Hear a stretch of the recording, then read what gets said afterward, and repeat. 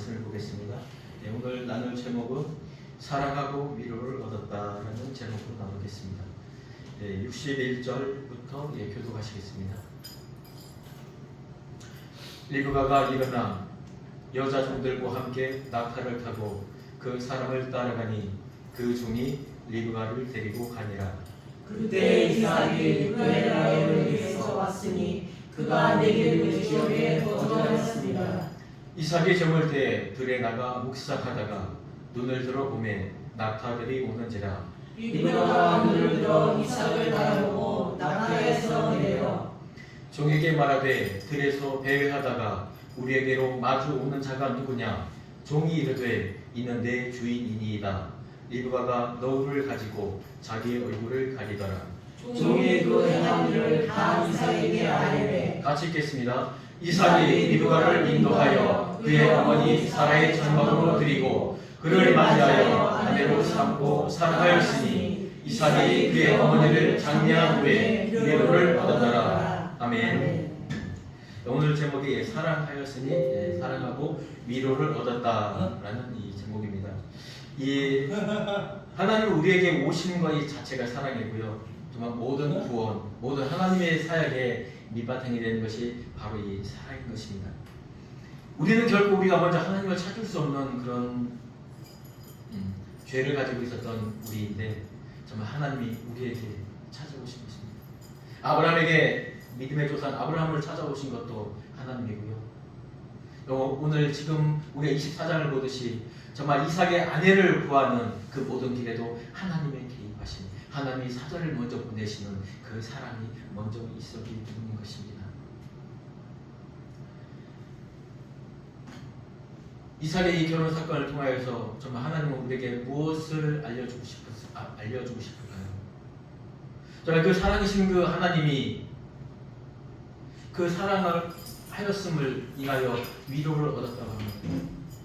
우리가 무엇이 가운데 정말 하나님을 우리 그리스도 우리 주님인 신랑인 이 예수님이 정말 마음의 위로를 얻을 그런 존재인가요? 우리 각 사람의 삶을 보면은 결코 우리가 신이신 창조주이신 그분을 위로할 수 있는 만큼, 아니 그분을 기뻐하게 할 수 있는 만큼의 삶을 살아가지 못합니다. 그러나 이것까지도 그 사랑 안에서 이루신 것입니다. 요한복음에 이렇게 기록되고 있습니다. 아버지께서 나를 사랑하신 것 같이 나도 너희를 사랑하였으니 나의 사랑 안에 거하라.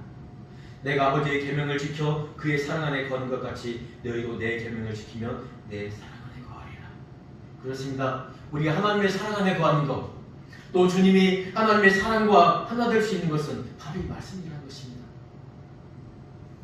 정말 자연적인 계시를 통하여서 우리는 정말 하나님의 놀라운 창조의 아름다움을 알 수 있지만 우리가 객관적으로 하나님을 찾을 수 있고 하나님을 알 수 있는 것은 바로 이 말씀이라는 것입니다. 그만큼 이 말씀은 우리에게 중요한 것입니다. 기록된 이 하나님의 말씀, 성육신으로 오신 그 예수님, 그리고 부활하여 승천하여 성령을 보내주신 그 하나님이 지금 이 시대에는 우리에게 말씀을 선포하는 이 자리를 통하여 하나님은 역사하고 계신 것입니다. 이 자리가 비록 우리에게는 우리의 시간을 투자하는 또 이 졸음을 무릅쓰고 앉아있는 이 시간이지만 하나님은 이 시간을 정말 귀하게 생각하고 있는 것입니다. 하나님 우리에게 지금 말을 걸어오고 계신 것입니다. 하나님 우리에게 말씀을 던져주고 있습니다. 이 말씀에 대해서 너희는 어떻게 반응할 것인가? 그리고 너는 이 말씀을 향하여 나와 함께 동행하겠는가? 지금 이렇게 던져주고 계십니다.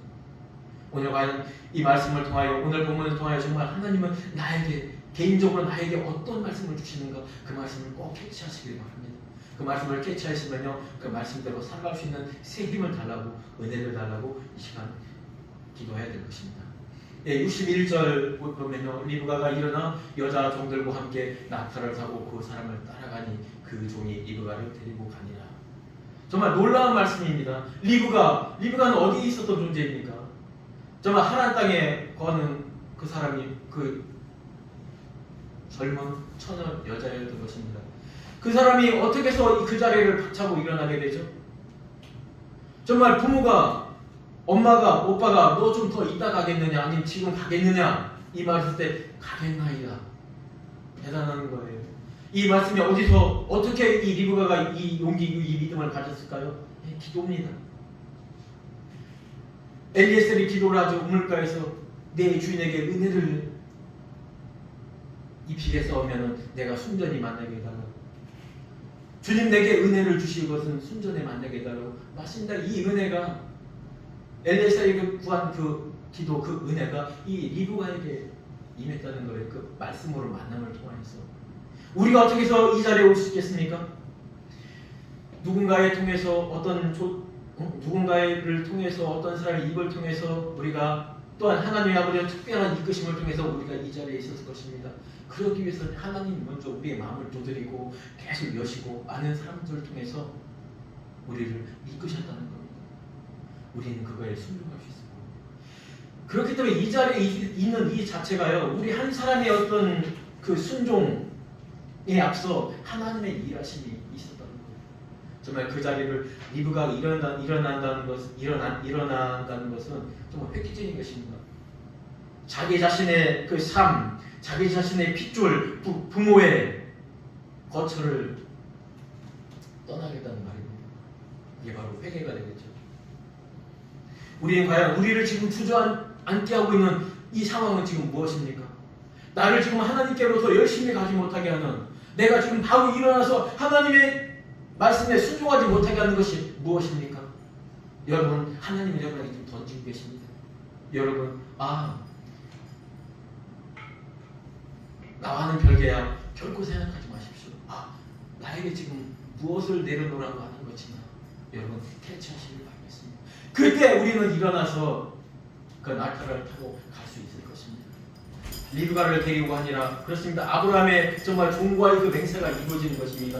내 아들을 결코 그리로 데리고 가지 마라. 그를 데리고 그 신부감을, 내 아들 이삭의 신부감을 데리고 와라. 이것입니다. 사실요, 이 유대인의 특히 이 유목민들의 결혼 풍습은 뭐냐면 남자가 여자 집에 가야 돼요. 여자 집에 가서 그 신부값에 해당하는 돈을 주고, 그리고 또 그곳에서 잔치를 열고 그곳에서 한동안 살다가 어느 정도 인정을 받은 다음에 오는 것입니다. 심지어는 자식을 낳을 때까지 그곳에서 장가가서 그곳에서 있어야 되는 거예요. 그리고서 아들을 낳고 자녀를 낳고 자기 아버지 집으로 오는 것입니다. 그러나 여기서는 아브라함은 그렇게 하지 않았습니다. 하나님의 방법으로 종을 보내어서 아내를 이끌어옵니다. 그렇죠. 아담을 잠들게 하시고 그 이브를, 하와를 그 갈비뼈에서 뽑아 만드시고 그 하와를 아담에게 데려온 것입니다. 우리가 말하는, 여기서 말하는 이 24장에서 말하는 이 결혼 제도는요, 일반적인 결혼을 모티브로 삼지만은 실제적으로 여기서는 너희를 내가 데리고 왔느냐, 우리가 간 것이 아니에요. 우리 한 사람이 하나님을 찾아간 것이 아니라, 하나님의 말씀을 찾아서 우리 스스로 간 것이 아니라 하나님께서 우리를 데리고 그리스도의 품 안으로 인도하였다는 것입니다. 그때 이삭이 부엘라 헤로에서 왔으니 그가 네게부 지역에 거주하였습니다. 네게부 지역은 광범위하지만은 여기에는 부엘세바가 있었고요, 또한 부엘라 헤로이가 있었고요, 또 많은 이 광야가 있었습니다. 그쪽에서 특히 네게부 지역은 부엘라 헤로이 밑에 부엘세바를 말하겠죠. 이 부엘세바는 뭡니까? 이 언약을 세웠던 그곳입니다. 그리고 그가 부엘라 헤로이 지역에서 그 부엘세바로 올라오는 거예요. 즉 이 상태가, 지금 이 말씀이 지금 진행되는 이 상태에 이삭은 어디에 있었냐면요, 나를 살피시는 하나님 부엘라 헤로이에 있었다는 거예요. 여전히 이삭도 정말 그 하나님의 이루심, 그 역사 가운데서 기도함으로 하나님의 이 모든 것을 이루어 가고 계신다는 것을 믿는 마음으로 있다는 것이죠. 성삼위 하나님의 일에 그런 연합이 있는 것입니다. 성자 하나님, 성부 하나님, 성령의 하나님이 함께 움직이신다는 거예요. 부엘라 헤로에서 부엘세바로 올라오는 것입니다. 이 과정 중에 하나의 일련의 연관성이 있다는 것입니다. 63절 볼까요? 이삭이 저물 때에 들에 나가 묵상하다가 눈을 들어보면 낙타들이 오느니라. 리브가가 눈을 들어 이삭을 바라보고 낙타에서 내려. 그렇습니다. 어떻게 보면 이 최고의 절정입니다. 이삭은 부엘라 헤로에서 부엘사바 광야에까지 왔습니다. 어떻게 보면 이제 종이 올 때가 됐는데 라는 그런 마음도 있었겠지만 하나님의 움직이심이죠. 하나님의 계시가 열리는 거죠. 이제 너는 이 부엘라 헤로에서 이제 올라갈 때가 되었다는 겁니다. 그리고 그때 리브가는 엘리에셀의 그 낙타를 타고 오는 것입니다. 그 순간 서로 눈을 들어 보게 되는 거죠. 이삭을 하나님이 번제로 드리라고 했을 때 아브라함은 눈을 들어 그 어린 양을 보았다고 합니다. 이 눈을 들어 본다는 것은 하나님의 이끄심, 하나님이 열려주신 이세례 된다는 것입니다. 우리의 삶에도요, 분명히 우리가 정말 어렵고 지금 부딪히는 이 난관이 있을 때요, 하나님이 분명히 눈을 들게 하시는 때가 있을 것입니다. 지금 나는 답답하고 내가 어찌할 수 없는 이 순간에요, 우리는 말씀을 캐치해야 됩니다. 말씀을 캐치하고 그 말씀을 붙들고 기도할 때요, 분명히 눈을 들게 하는 그때를 하나님께서 이루어 주실 것입니다. 이 낙타가 어떤 낙타입니까? 리브가가요, 리브가 나이가 정확히는 아무도 모릅니다. 단지 그 시기에 보면은 15세 전후에 다 시집을 갔었으니까 아무래도 15세 이하, 14세 정도 됐을 거라고 봅니다. 그 물 항아리를 어깨에 지고, 물 항아리 무게가 보통 2kg에서 3kg라고 합니다. 그리고 10리터에서 15리터가 들어가는 그 물이죠. 리브가는 여전히 자신의 일을 잘 감당하고 있었어요. 그때도 가장 먼저 와서 그 물을 길었을 때 그 종에게 물을 먹입니다. 그리고 그 낙타들에게도 먹여요. 그 낙타가 10마리입니다.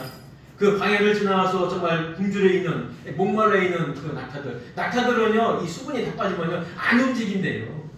움직이지를 않아요. 그 낙타들에게 그 리브가 14살 먹은 그 소녀가요, 그 물을 길어준 거 한 마리에 80리터는 기본으로 마신다고 해요. 물 80리터를. 그리고 낙타를 끓여놓는 그 장소가 우물 바로 옆에는 또 없어요. 왜? 위생적 문제 때문에 최소 20m 정도가 떨어져야 되고요. 물 기르러 가려면 그 샘물로 최소 5m, 6m를 내려가서 그 물을 기릅니다. 그것을 바로 이 리브가가 해야 한다는 거예요. 이 시대에 가장 아름다운 존재는 누구냐면요, 하나님을 섬기는 존재지만 가장 또 우리가 해야 될 게 건강해야 돼요. 어떻게 보면 우리 이모님 김민석 선생님처럼 건강하고 모든 일에 정말 적극적이고, 그런 분이 아름다움의 기준이고 하나님 보시기에 아름답다는 거예요. 자기 일을 충실히 맡아서 하는 자예요. 다윗이 왜 합당한 자가 됐습니까? 자기 일을 정말 충실히 했거든요. 자기의 지금 현재 할 일을.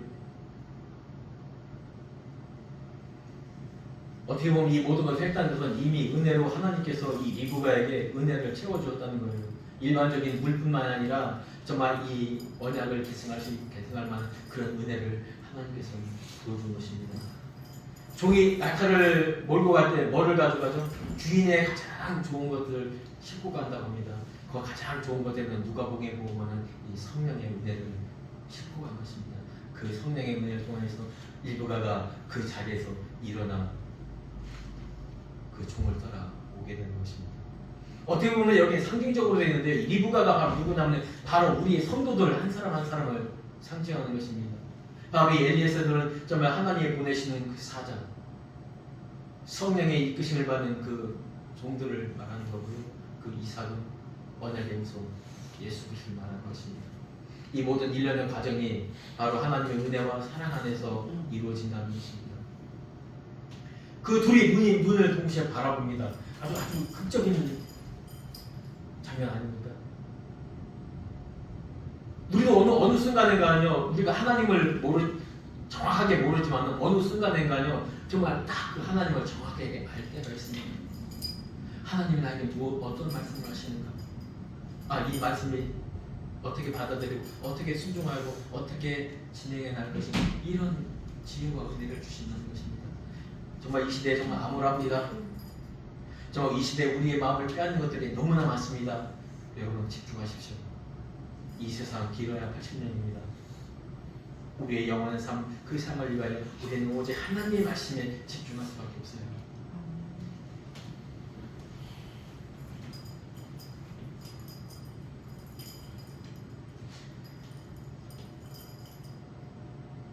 얼마나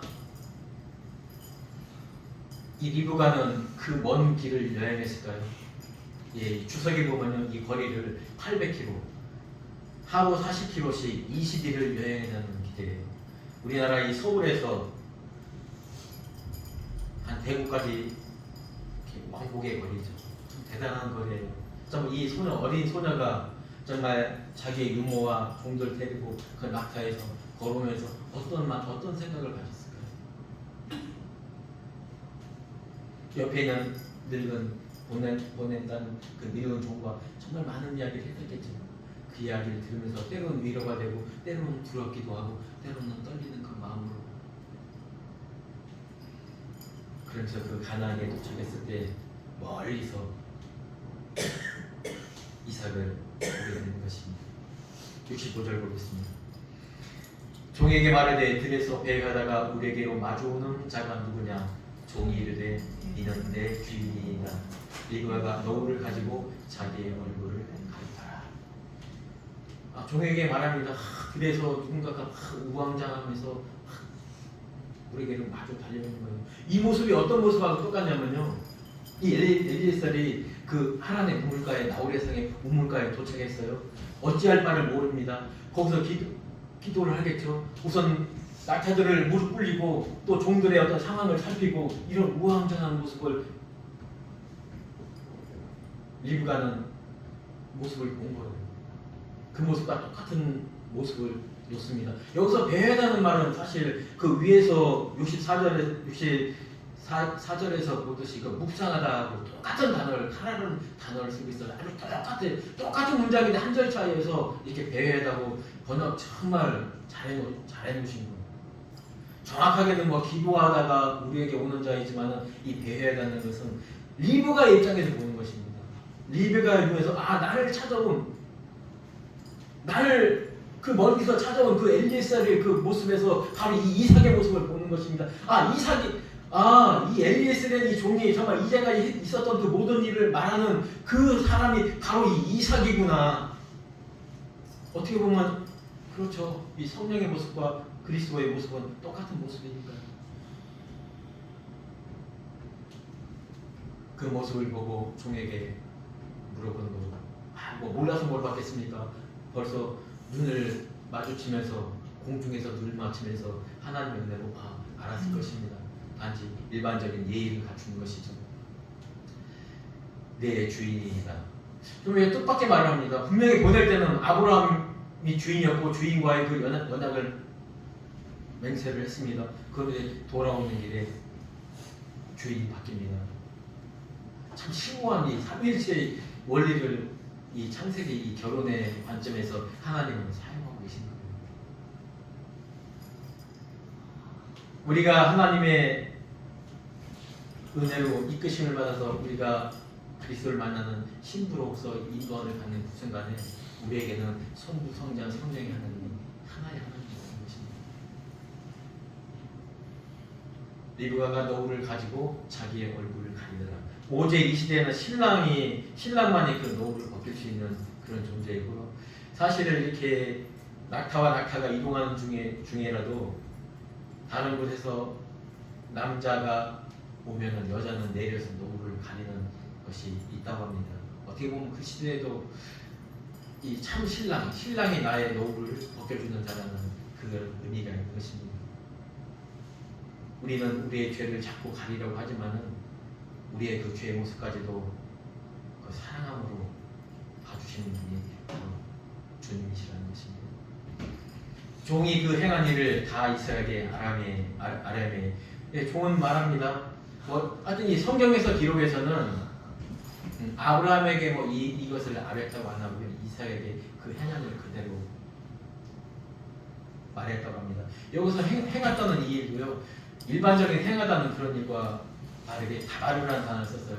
하나님이 이 모든 일을 선포하시고 이루셨음에라는 그 답안을 이 모든 것이 하나님께서 다 이루셨습니다라고 이삭에게 말하는 거예요.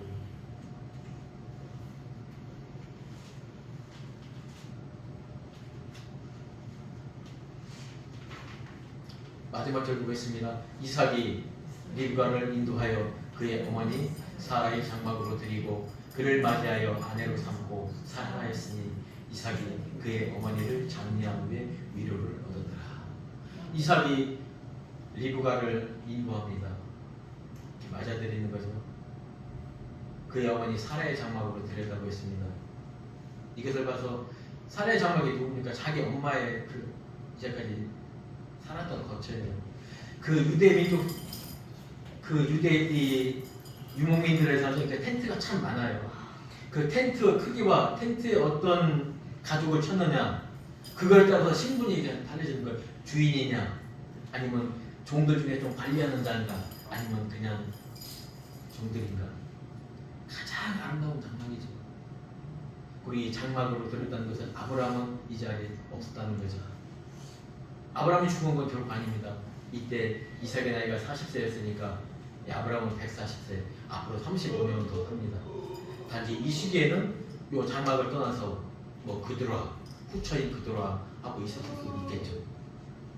이 사라의 장막으로 들였다는 것은 뭐냐면 이제 그 종의 그 하나님이 행하신 일을 듣고 아, 이 사람이 정말 내게 하나님이 정해주신 그 아내이다라는 것을 이삭은 인정했습니다. 그리고 장막으로 들여는 것입니다. 그를 맞이하여 아내를 삼고 사랑하였으니 이삭이 그의 어머니를 장례 후에 위로를 얻더라. 여러 장막으로 드리고 하는 게 이것이 바로 이끌어드리고하고 똑같아요. 이끌고 오는 그 모습하고 똑같아요. 어떻게 보면 창세기 1장의 결론인 그 아담에게 하와를 데리고 와서 둘이 한 몸 부부가 되게 만드는 것입니다. 그런데요, 서로 부끄러움이 없어요. 왜냐하면 그 사랑은 모든 것을 다 덮어주기 때문입니다. 아내를 삼고 사랑하였으니 이삭이 그의 어머니 장례한 후에 위로를 얻었더라. 지금의 뭐 개혁은 이 장례한 후라고 했지만은 예전 성경에 보면 여기를 장례라고 안 하고 이 상기라고 해갖고 장례 이후에 일어나는 그 절차를 말하는데요.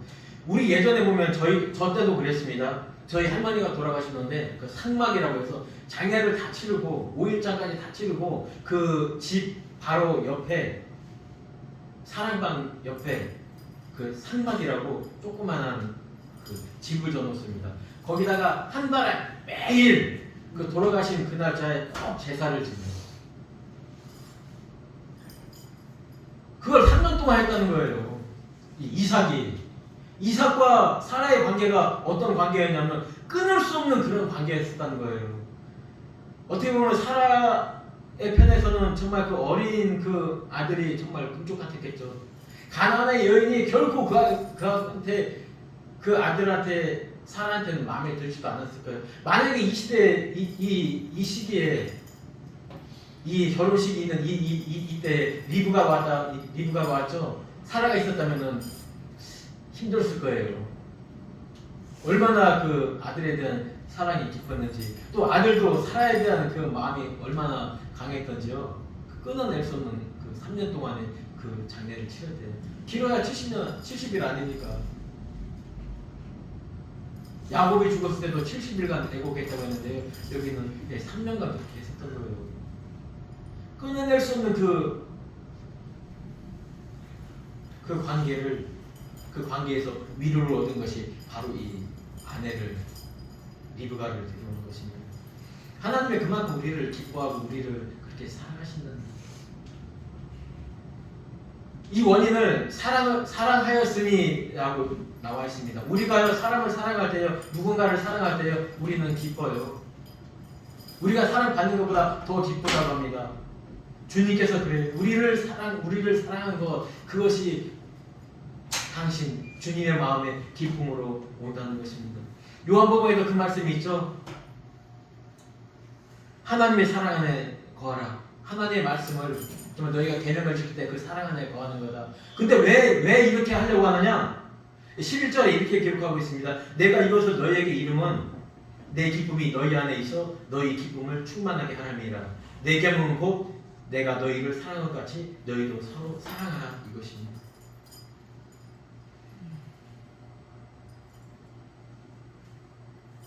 하나님의 그 사랑이 우리에게 전해지고 우리 또한 또 다른 새 생명을 사랑하고 그 생명을 이끌기 위해서 우리의 그 수고, 우리의 그 사랑의 수고를 할 때 우리 또한 이 마음에 기쁨이 있다는 것입니다. 한번 내가 어떤 사람을 작정하고 그 사람을 정말 주님께로 인도해야겠다라는 그런 마음을 품고 기도하며 그를 위하여 봉사하고 그를 위하여 섬길 때 정말 힘들지 않을 것입니다. 그를 위하여 정말 장을 봐서 반찬을 해주고 그를 위하여 정말 청소를 해주고 그의 어려움을 함께 감당할 때 그 주는 기쁨은요 정말 크다고요. 저는 뭐 많이 안 해와서 잘 그렇게 크게 못 느끼지만 누군가를 위하여 기도하고 그를 위하여 정말 섬길 때 그것이 그냥 일반적인 것이 아니라 하나님의 백성 삼기 위하여 정말 또 다른 생명을 이끌기 위하여 그 사랑의 수고를 할 때요 그 기쁨은 이루 말할 수 없습니다. 세상에 주는 기쁨이 아닌 것입니다.